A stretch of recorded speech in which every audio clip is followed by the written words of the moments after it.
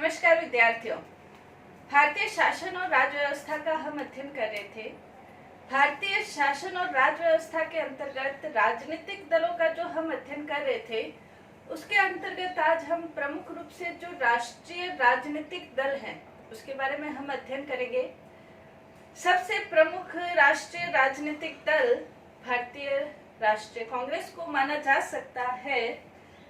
कांग्रेस की यदि स्थापना के बारे में देखें तो कांग्रेस की स्थापना 28 दिसंबर 1885 के अंतर्गत ए.ओ. हुम, जो एक अंग्रेज प्रशासनिक अधिकारी थे, उनके द्वारा हुई थी। ए.ओ. हुम ने 72 अपने प्रतिनिधियों के साथ राष्ट्रीय कांग्रेस की स्थापना की थी। हालांकि राष्ट्रीय कांग्रेस का जो पहले नाम था वो भारतीय राष्ट्रीय संघ था, और जब इसका पहला अधिवेशन हुआ था, पहले अधिवेशन के अंतर्गत दादा भाई नारोजी ने ये कहा था कि इसका नाम बदलकर भारतीय राष्ट्रीय कांग्रेस कर दिया जाए। दादा भाई नारोजी के कहने से ही ए.ओ. हुम ने भारतीय राष्ट्रीय कांग्रेस इसका नाम दिया गया था। इसकी स्थापना गोकुल दास तेजपाल संस्कृत महाविद्यालय के अंतर्गत इसकी स्थापना की गई थी। हालांकि इनके बारे में ये कहा जाता है कि लॉर्ड डरफिन ने ए.ओ. हुम को ये कहा था कि इस तरह की एक संगठन की स्थापना की जाए, और डरफिन के कहने से ही एक सेफ्टी वॉल के रूप में कांग्रेस की स्थापना की गई थी। सेफ्टी वॉल इसलिए कि 1857 का जो स्वतंत्रता आंदोलन था, उसके बाद जो असंतोष है वो चरम सीमा पर पहुंच गया था, और उसको रोकने के लिए वो कुछ ज्यादा उच्च लेवल तक नहीं पहुंच जाए, जन आक्रोश उच्च लेवल तक नहीं पहुंच जाए, इसलिए अंग्रेजों के दिमाग में एक ऐसे संगठन की कल्पना हुई जिसके आधार पर जनता के आक्रोश को कम किया जा सके।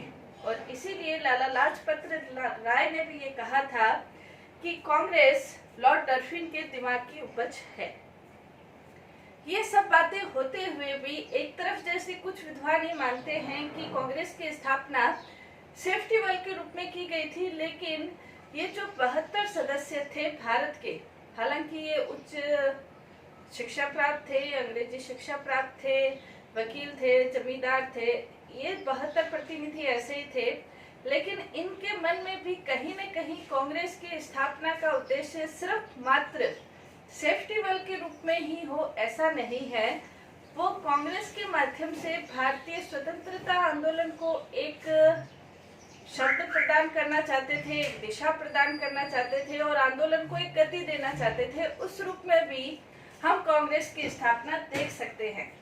भारत के अंतर्गत जो कांग्रेस की स्थापना 1885 के बाद हुई, उसके बाद कांग्रेस लगातार नरम दल, इसके अंतर्गत कांग्रेस लगातार कांग्रेस की स्थापना के बाद थोड़े समय के बाद करीब 1905 के करीब हम कह सकते हैं कि कांग्रेस उस समय भी, स्वतंत्रता से पहले भी, कांग्रेस 2 भागों में विभाजित हो गई थी।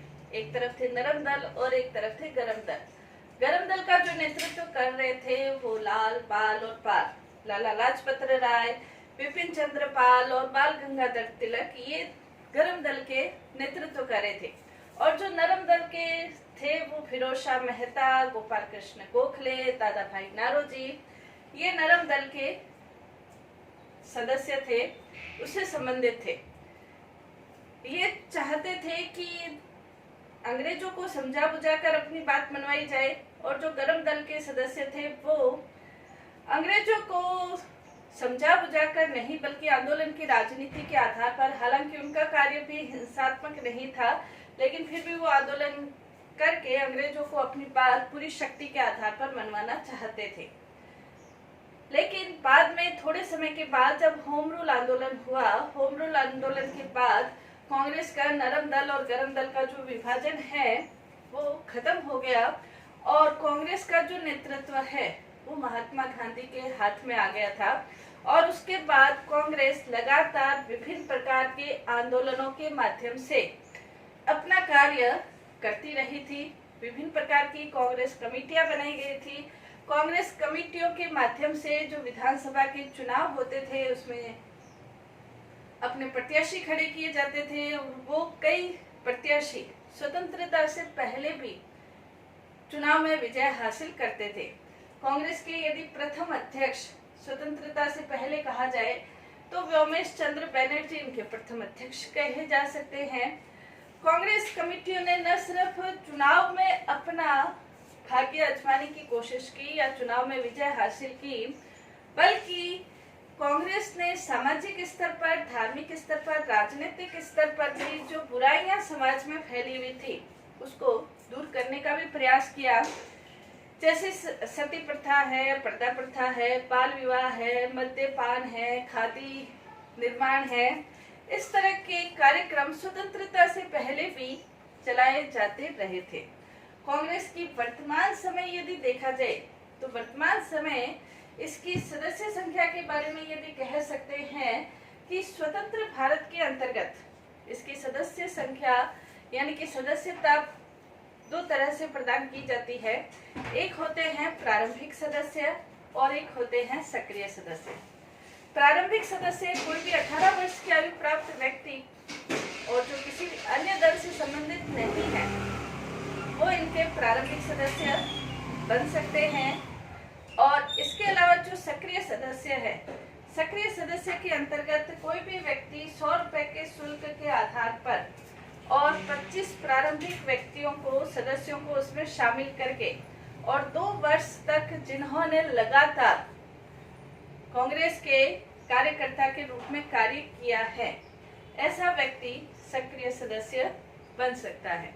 इसके अलावा कांग्रेस के अंतर्गत यदि देखा जाए तो कांग्रेस के सदस्यता प्रारंभिक और सक्रिय सदस्य केंद्रीय कार्यकारिणी समिति है। जो महत्वपूर्ण निर्णय इसी केंद्रीय कार्यकारिणी समिति के द्वारा लिए जाते हैं, महत्वपूर्ण जो नीति है वो इसी के द्वारा संचालित की जाती है। इसके अलावा इसके दो और संसदीय मंडल और निर्वाचन समिति, ये दो और इसके संगठन हैं। संसदीय मंडल के द्वारा संसद से संबंधित और निर्वाचन समिति के द्वारा विधानसभा और लोकसभा के अंतर्गत किन उम्मीदवारों को टिकट देना है, नहीं देना, इस सब की कार्यवाही की जाती है। इसके अलावा कांग्रेस के जो गठबंधन है वो गठबंधन सप्रंग कहलाता है, संयुक्त प्रगतिशील गठबंधन, ये कांग्रेस का गठबंधन कहलाता है।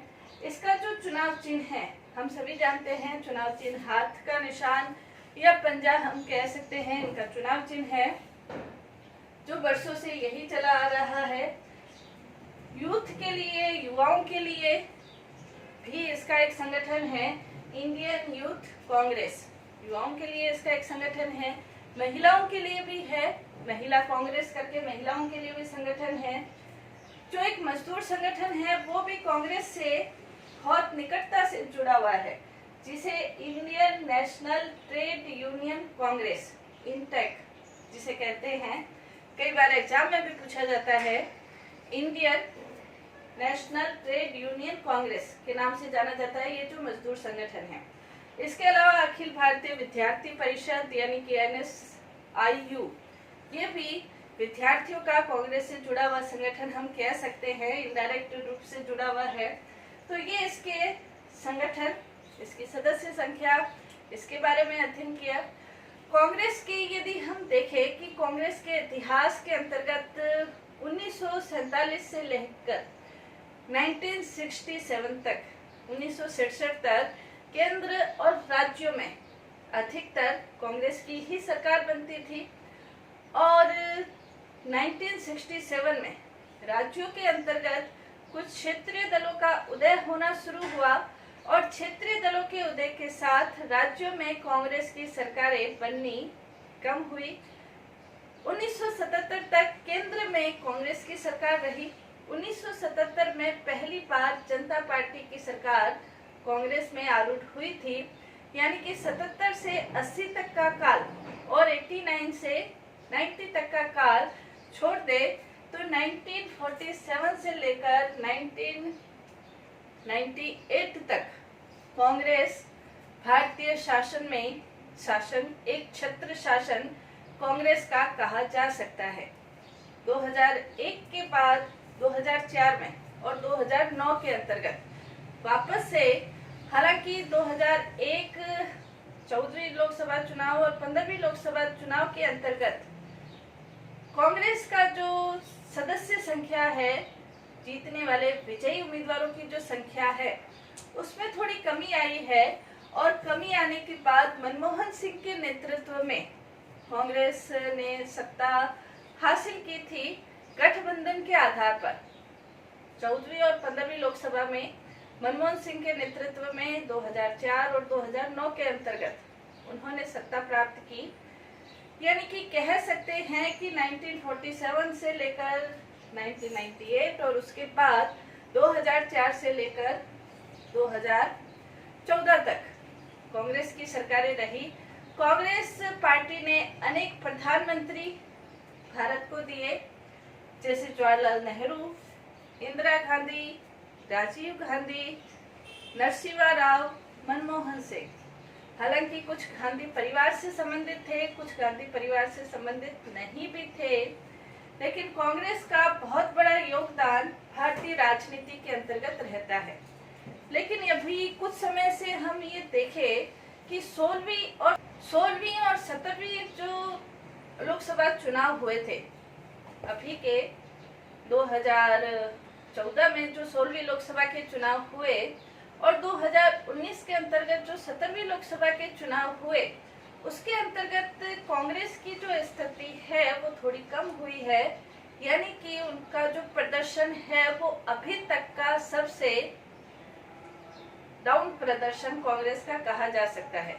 16वीं लोकसभा के चुनाव के अंतर्गत तो सिर्फ मात्र 44 सीटें ही कांग्रेस को प्राप्त हुई थी और वर्तमान यदि 17वीं लोकसभा का चुनाव देखा जाए तो 17वीं लोकसभा के चुनाव के अंतर्गत कांग्रेस को 52 सीटें प्राप्त हुई है और उनके गठबंधन को 91 सीटें, यूपीए को, संयुक्त प्रगतिशील गठबंधन को 91 सीटें यानी कि 52 कांग्रेस को प्राप्त हुई है। कहने का तात्पर्य ये है कि वर्तमान लोकसभा के अंतर्गत ऐसा कोई विपक्षी ऐसा कोई दल नहीं है जिसे विपक्षी दल का दर्जा दिया जाए, क्योंकि विपक्षी दल का दर्जा प्राप्त करने के लिए करीब 10% सीटों की आवश्यकता होती है, जो कि किसी भी दल को प्राप्त नहीं है। 17वीं लोकसभा के चुनाव के अंतर्गत हालांकि राहुल गांधी ने जो कांग्रेस का चुनाव घोषणा पत्र जारी किया था, उसमें बहुत अच्छे वादे किए गए थे। कांग्रेस अपने शुरू से ही जो भी चुनाव घोषणा पत्र है वो जन कल्याण, विकास, राष्ट्रीयता, इनसे संबंधित रहा है। जनतांत्रिक समाजवाद, लोक कल्याण, लोकतंत्र, इससे संबंधित उनके चुनाव के वादे रहे हैं। वर्तमान जो 17वीं लोकसभा चुनाव है उसके अंतर्गत भी यदि कांग्रेस के वादों को हम देखें तो कांग्रेस ने युवाओं के लिए ये वादा किया है कि सभी सरकारी नौकरियां 2020 में जो भी सरकारी नौकरियां हैं वो सारे पद भरे जाएंगे और जो भी सरकारी नौकरी में नहीं आएंगे उनके लिए बैंकों के जो द्वार है वो खोल दिए जाएंगे। बैंक से वो आराम से ऋण ले सकते हैं और उनके लिए 3 साल तक किसी भी प्रकार का कोई पूछताछ वगैरह नहीं होगी। इसके अलावा सबसे बड़ा उनका जो वादा था न्यूनतम आय योजना का वादा, इसके अंतर्गत राहुल गांधी ने ये कहा था कि प्रत्येक व्यक्ति को साल में 72,000 रुपए दिए जाएंगे, यानी कि न्यूनतम आय प्रत्येक व्यक्ति को प्राप्त होगी। और इसके अंतर्गत उन्होंने ये कहा था कि इससे जो गरीबी है, बेरोजगारी है, वो दूर की जाएगी। महिलाओं के लिए भी 33% आरक्षण की बात काफी लंबे समय से उठती आ रही है और इसके अंतर्गत उन्होंने महिलाओं से भी ये वादा किया था कि लोकसभा, विधानसभा चुनाव के अंतर्गत और सुरक्षा बल के अंतर्गत जो 33% कम से कम महिलाओं को स्थान प्रदान किया जाएगा।